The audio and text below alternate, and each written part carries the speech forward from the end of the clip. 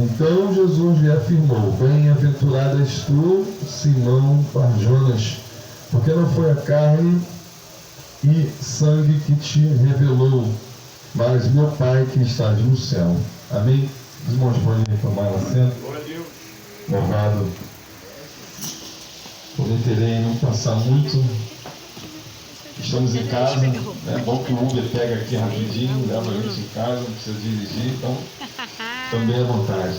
Irmãos, estamos ali na Assembleia de Deus, né, da rua João Rodrigues, Santa Elias de Mesquita. E estamos ali com o nosso pastor Zé Carlos, ajudando ele, como segundo.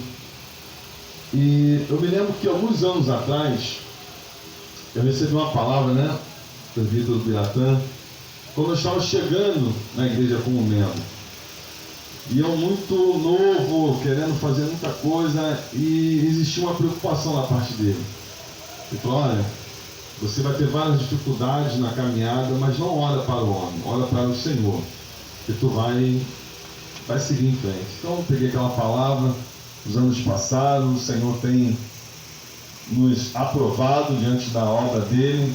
Estamos aqui hoje pela infinita misericórdia do Senhor. Estamos no melhor lugar, irmãos, que é estar na presença do Senhor. Eu considero a igreja do Senhor como um hospital. E o hospital só vai aquele que está doente. Porque os sãos não entram aqui. Você já viu alguém sã com saúde entrar no hospital lotado, cheio, um caos, ninguém quer te atender? Ninguém entra no hospital sã. Mas os doentes entram. Porque necessitam de uma providência rápida.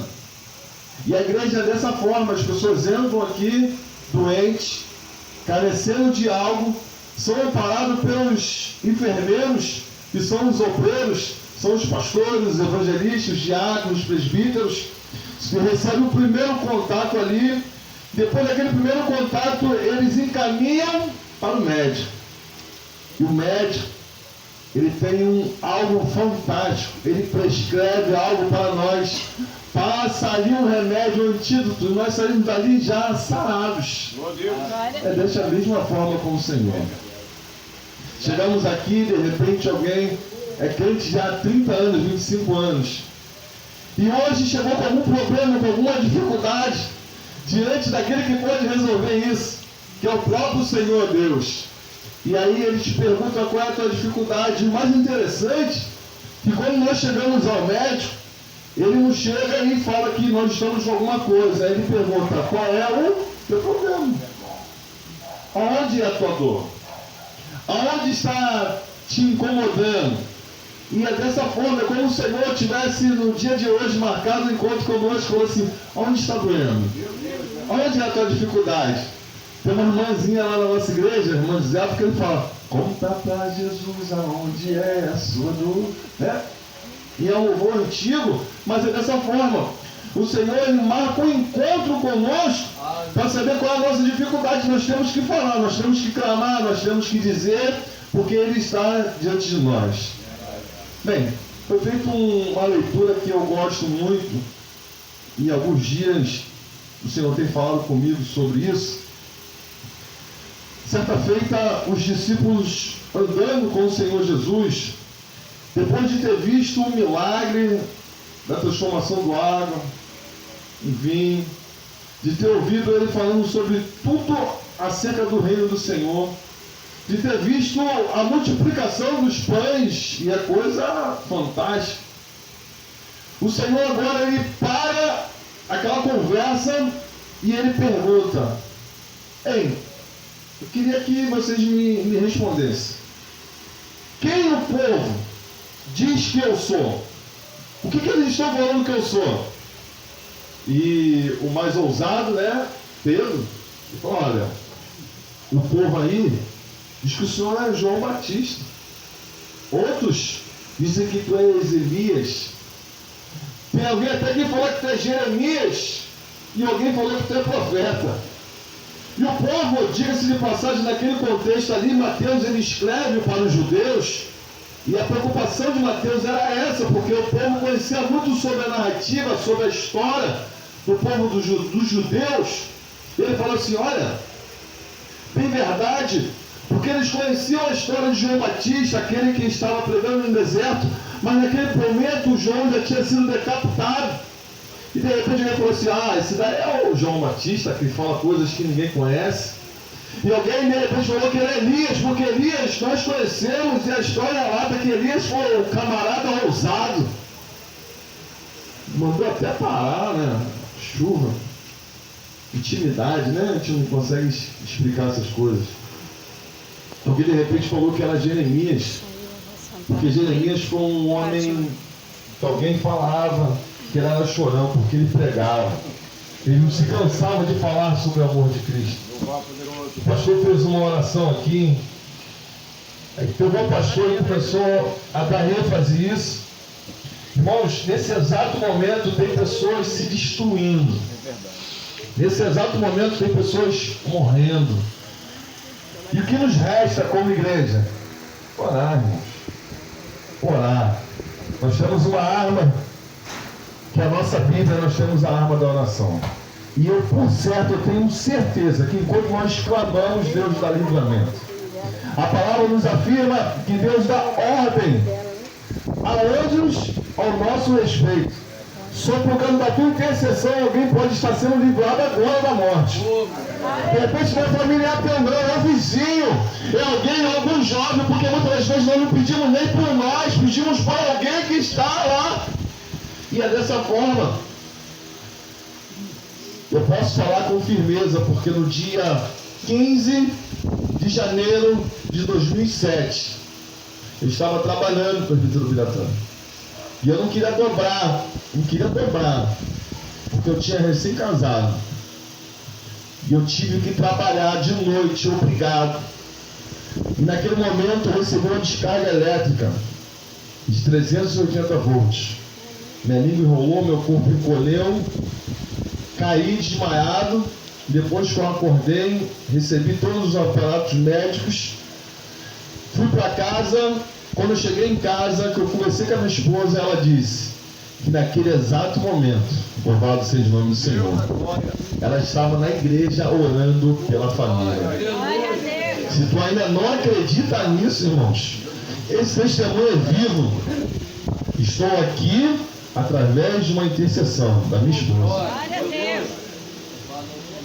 O Senhor ele continua na pergunta: e tu, o que dizes que eu sou? E tu, o que dizes que eu sou? Essa pergunta é para nós, igreja. Cada um tem o Senhor de forma particular. Alguém vai falar: olha, o Senhor para mim é o Sabaoth.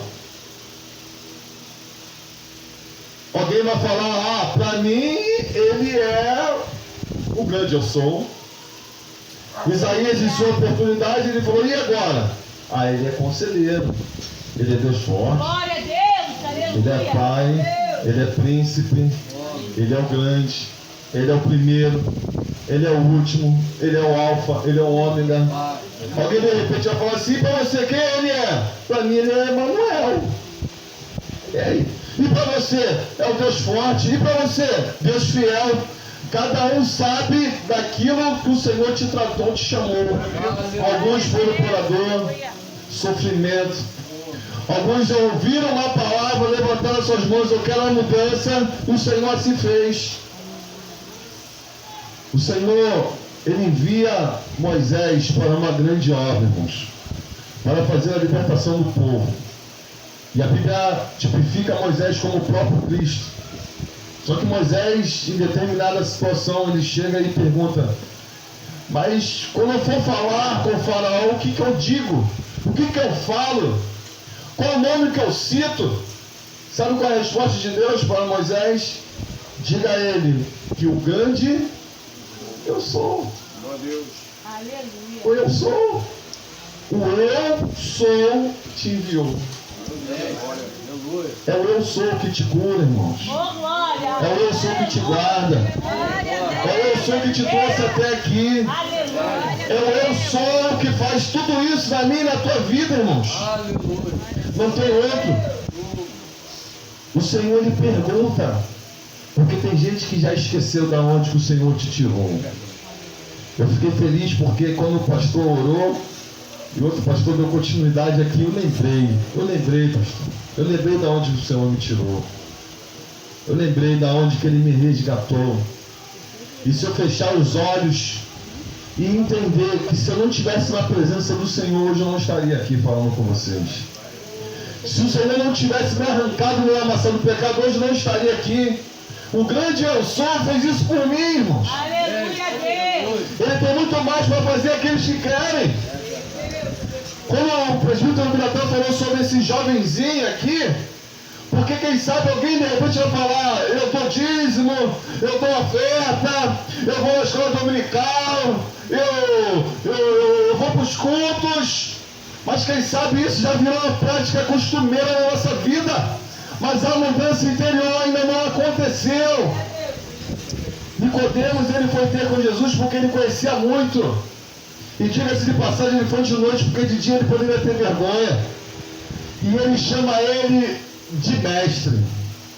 Olha, um camarada que era conhecedor da palavra, Nicodemos, chamar Jesus de mestre. Mestre é aquele que ensina, alguém que tem boa palavra. E ele pergunta, olha, dessas coisas aí eu não entendo, mas o senhor conhece. Fala, rapaz, e se tudo que você sabe aí não está te servindo de nada? 30 anos na igreja, ainda não conseguiu aceitar ele de coração. São problemas dentro da igreja.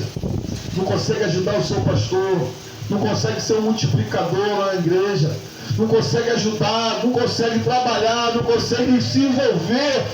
Anos e após anos não acontece nada, a vida está da mesma forma. E o Senhor falou para Nicodemos, para tudo, esquece tudo que você sabe. É necessário nascer de novo. Aleluia. Existe um novo nascimento. Para quando nós morremos, nascemos novamente. E tu, que dizes que eu sou? E tu, o que dizes que eu sou? João, no capítulo 1, chama o Senhor, sabe de quê? De verbo.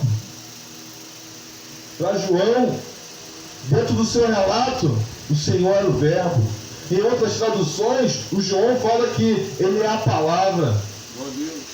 Se tem palavra, tem o Senhor presente. Se tem palavra, tem cura. Se tem palavra, nós firmamos os nossos passos. Porque a palavra é o próprio Deus. É o Deus da fundação. No princípio era o verbo. E o verbo era Deus, o verbo estava com Deus. Foi a palavra que foi mencionada já no início, desde o início da fundação, irmãos.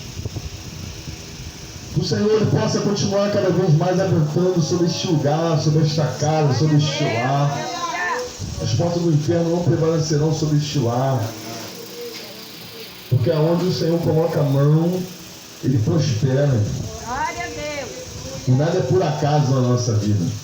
Tudo existe um propósito. Pedro ele responde, irmãos. Porque Pedro é ousado. Senhor, tu és Cristo.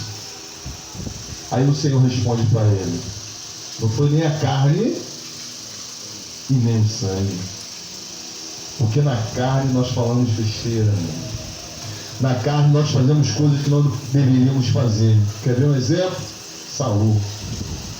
Saul foi chamado para ser